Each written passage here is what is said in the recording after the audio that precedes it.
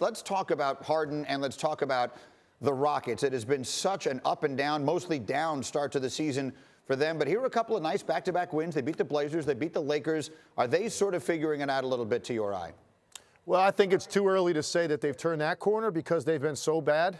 But I do think that sometimes a win like that can trigger something in a team. I've been in locker rooms before on teams that were struggling and underachieving, and it's amazing what one win against a certain team can do to kickstart that. And at least for a night, they looked like the team we saw last year offensively, and obviously that revolves around James Harden. And he completely eviscerated the Lakers last night, and we saw him do this consistently in his MVP season. We haven't seen him put it all together in the same game really all year. So it's a great sign for the Rockets. But I think one performance, what I ask myself more than anything else is, where has this passion, energy, and intensity been all season? They flat out just played harder against the Lakers. And if they continue that, James Harden is good enough, Chris Paul, those guys are good enough to make up for some of the losses they have on the defensive end of the floor. They've got to play harder, and they committed to it against the Lakers.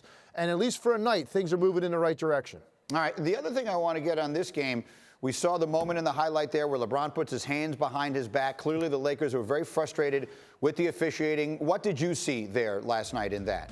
I can't imagine how difficult it must be to guard James Harden. I mean, you know, what are you supposed to do with a guy that plays the way that he does? And look, he's crafty, he's clever, he gets contact. But my biggest contention is when you foul him on these three-point shots, James Harden is a guy that he leans back so much on that step-back three that when he lands, his lower body is literally coming into your body as you try to contest the shot.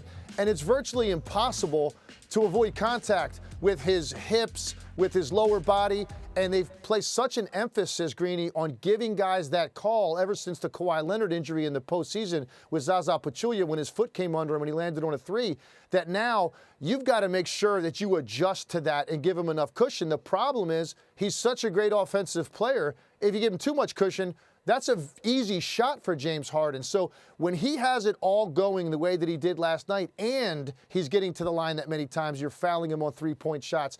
Now he really decimates you defensively because you can't touch him, and he puts his entire team in the bonus so early that defensively as a team, you can't guard anybody else on their roster either. Eric Gordon becomes much more difficult to guard. So it's a frustrating thing, but I think James Harden understands how these games are being called, how these particular plays are being called, and he's crafty enough to get the contact. You have to adjust as a defender, and I don't think the Lakers did a great job of it last night.